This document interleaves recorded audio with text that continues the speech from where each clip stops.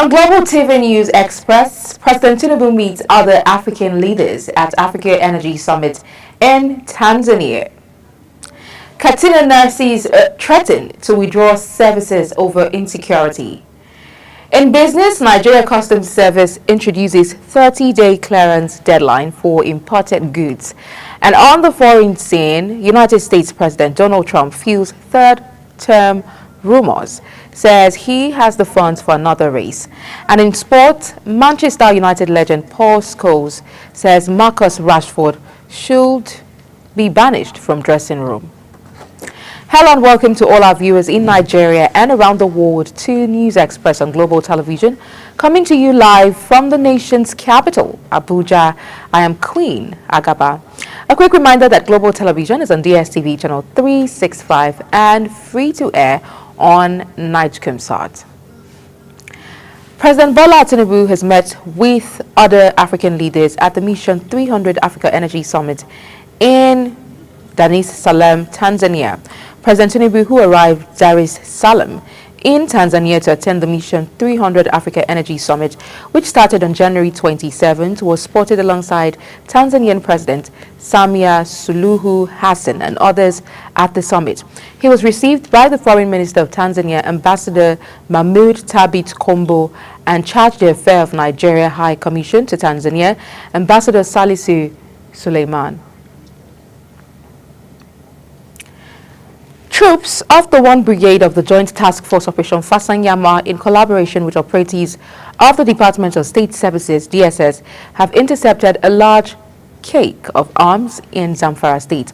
The operation was carried out in Kaura, Namoja local government area, following intelligence on the activities of suspected arms dealers linked to the Niger Republic. A statement issued by the coordinator, Joint Media Center, Operation Fasanyama, Lieutenant Colonel Abubakar Abdullahi, revealed that the operation conducted on January 27, 2025 was based on actionable intelligence. Meanwhile, the National Association of Nigerian Nurses and Midwives Katsina State Council has warned the state government threatening to withdraw its members from frontline local government areas due to unresolved security and welfare issues. The association also threatened to embark on an indefinite strike to begin on January 30th, 2025, should the government refuse to address its demands by the end of the 2-day warning strike. In politics, former Kaduna State Governor Nasir El-Rufai has criticized the ruling All Progressives Congress APC, accusing the party of straying from its founding ideals and fostering poor leadership. While addressing a national conference in Abuja on strengthening democracy in Nigeria, El-Rufai labeled the state of governance and opposition in the country as a national emergency. He shared a report on his X handle expressing concerns over the absence of internal democracy and active party structures with the APC. The Oyo State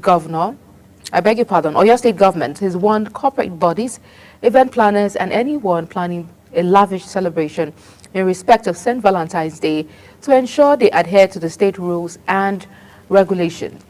This is coming after the December 2024 Children Fun Fest Stampede, where a total of 35 students were confirmed killed at the Islamic High School, Bashorun in Ibadan, the Oyo State capital.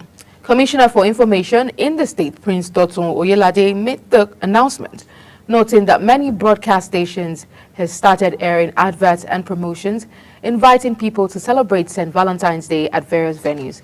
He therefore emphasized that all stakeholders planning such events must actively involve security agencies to ensure proper logistics for seamless gatherings. The Pairing Advocacy and Advancement Center in Africa, PAACA, says the proposed 126 billion naira budget by the Independent National Electoral Commission (INEC) for the 2025 fiscal year is essential for credible elections in Nigeria. The center, in a statement by its executive director Izinwa Nwagu, commended INEC for its transparency in presenting its financial needs and detailed breakdown of planned expenditure to the National Assembly. PAACA's position comes amidst ongoing debates in the National Assembly over INEC's budget proposal, with the Commission emphasizing the need for robust funding to meet the rising cost of election administration in Nigeria. Nwagu noted that the proposed 126 billion naira budget reflects the reality of electoral management in Nigeria, including funding for off-cycle elections, voter registration, and the replacement of damaged materials. On education, the Joint Admissions and Matriculations Board, JAMB, has announced dates for the 2025 Unified Tertiary Matriculation Examination, UTME.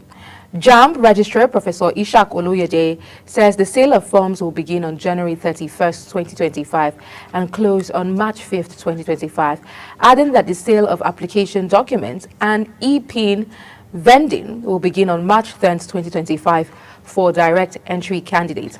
While the mock UTME is scheduled for April 5th, 2025, the main exam UTME will be held from April 25th, 2025 to May 5th, 2025.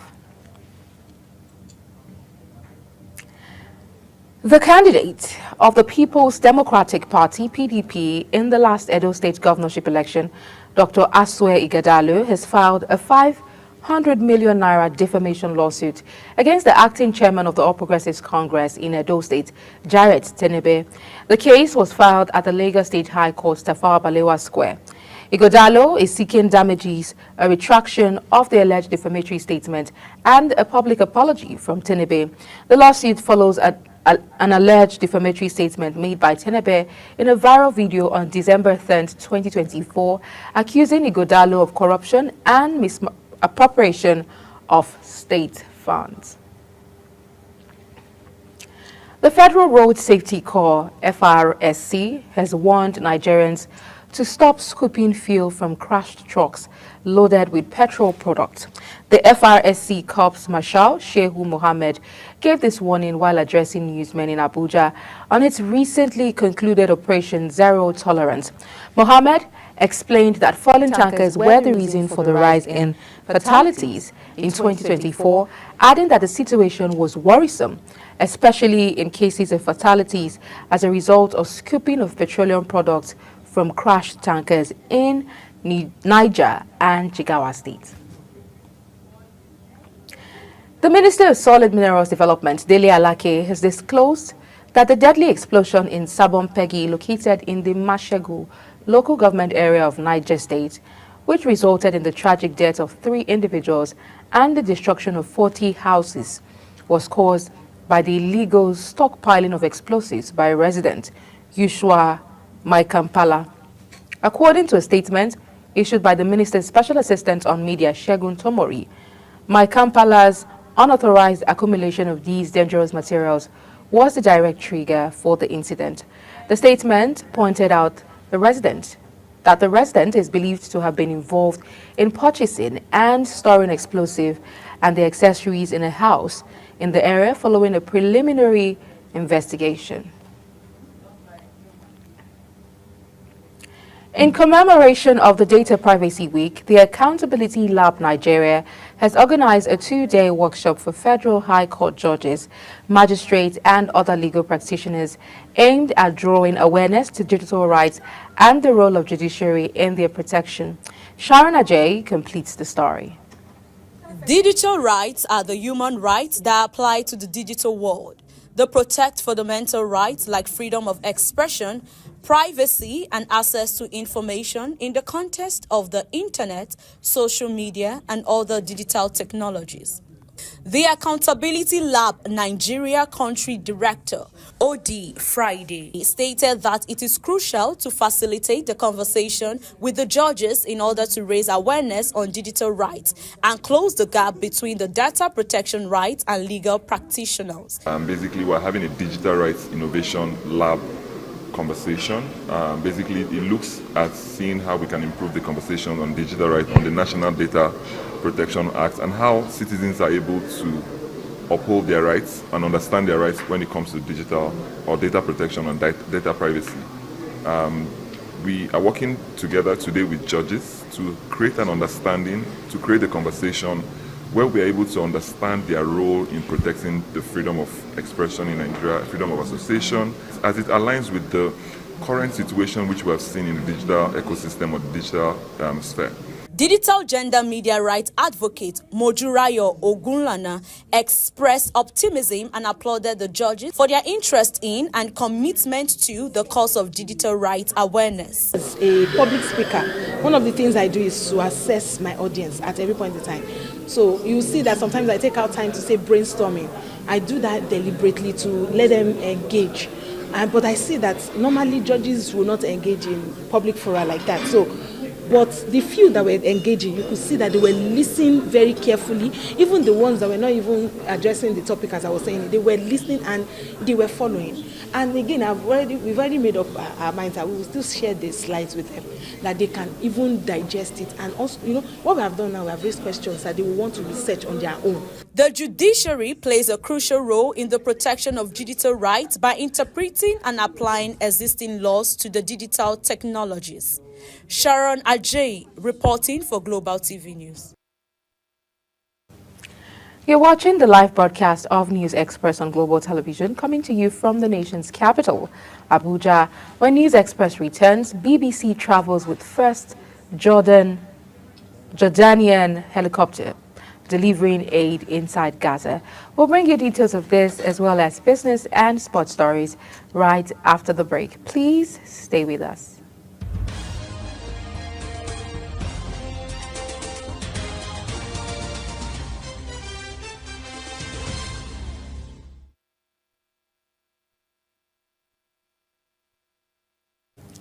Many thanks for staying with us. If you just joined us, this is Global Television, bringing you live broadcast of the News Express.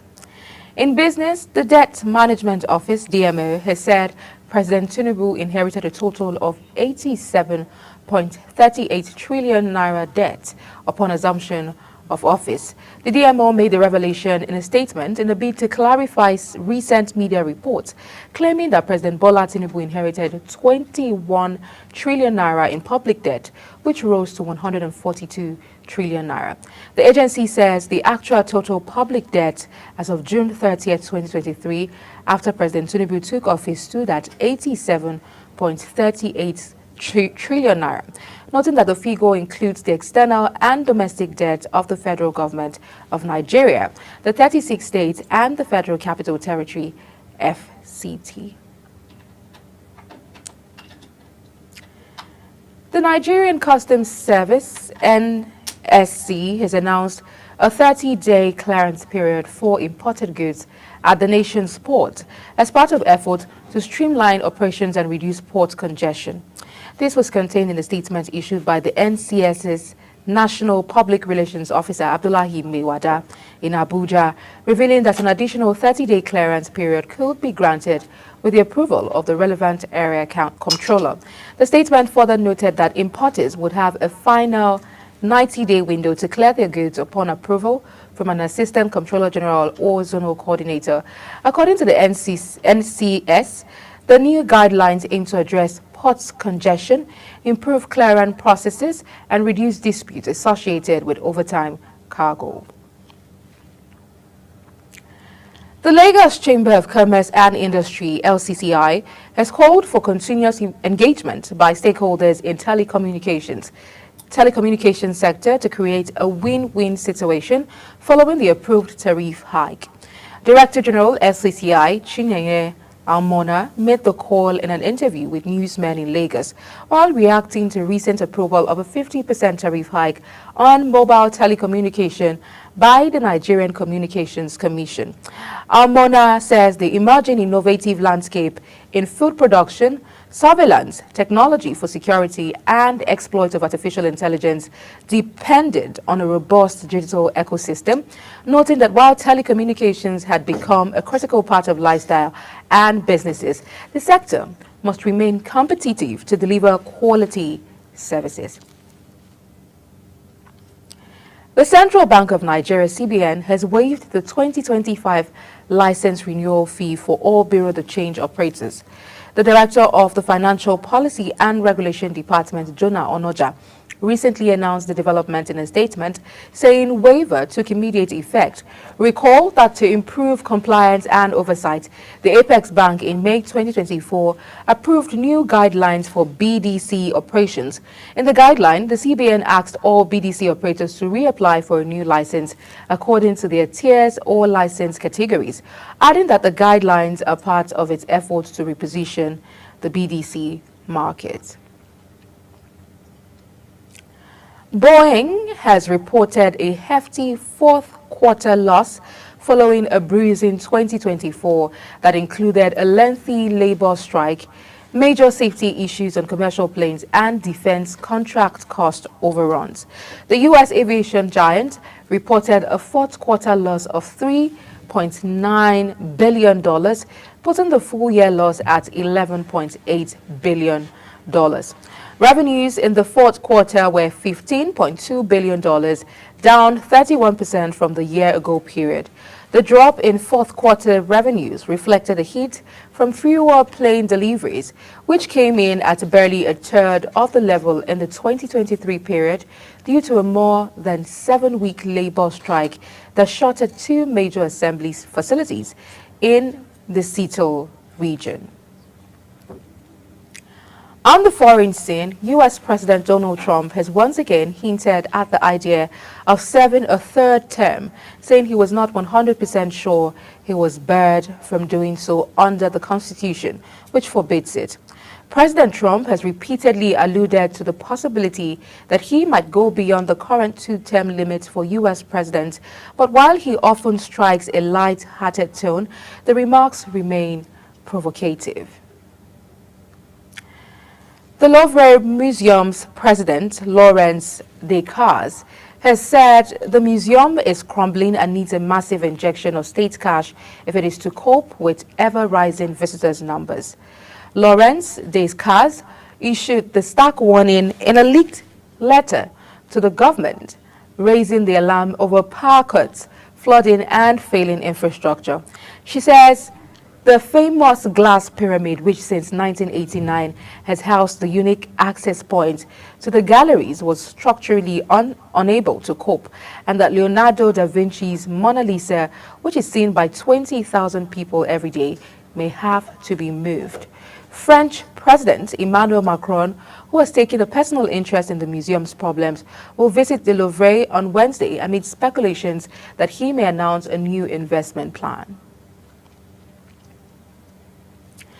Jordanian helicopters have begun deliveries of aid to Gaza, the first since the ceasefire between Israel and Hamas was declared.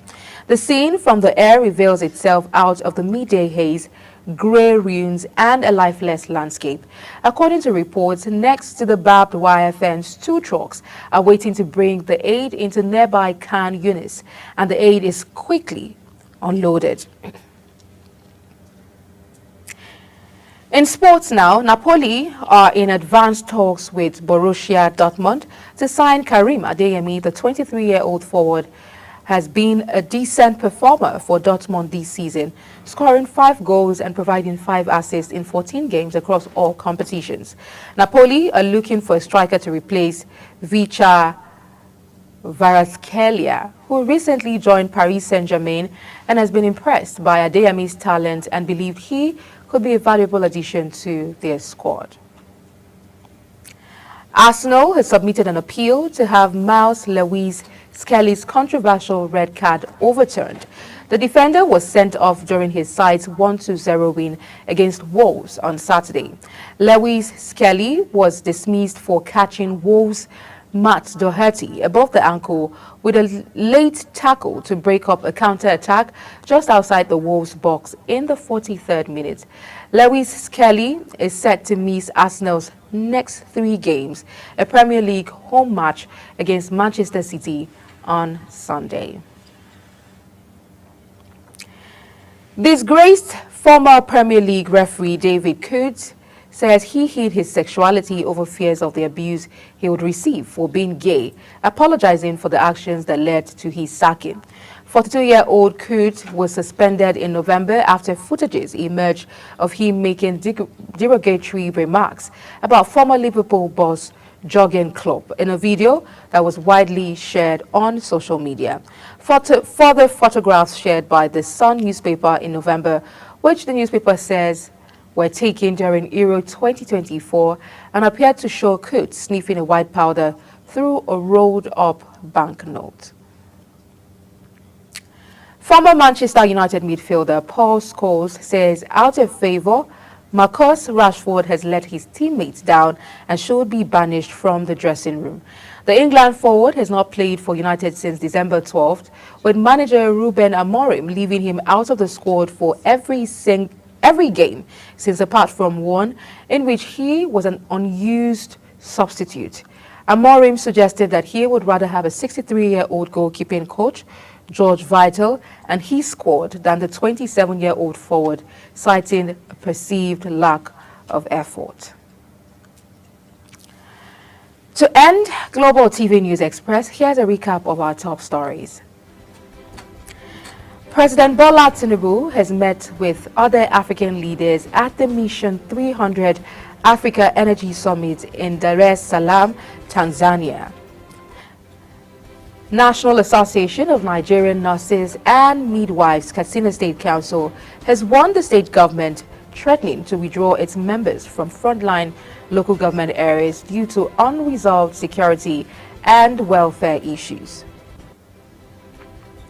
In business, the Nigeria Customs Service has announced a 30-day clearance period for imported goods at the nation's ports as part of efforts to streamline operations and reduce port congestion. On the foreign scene, U.S. President Donald Trump has once again hinted at the idea of serving a third term, saying he was not 100% sure he was barred from doing so under the Constitution, which forbids it. And in sports, also former Manchester United midfielder Paul Scholes says out of favour, Marcus Rashford has let his teammates down and should be banished from the dressing room. And that's it on Global TV News Express. And it came to you from the nation's capital, Abuja. A quick reminder that Global Television is on DSTV channel 365, on StarTimes channel 276, and free to air on Nigecomsat. Kindly follow us across all social media platforms using @Global TV NG and other handles now showing on your screen. I'm Queen Agaba. Thank you for watching and see you again.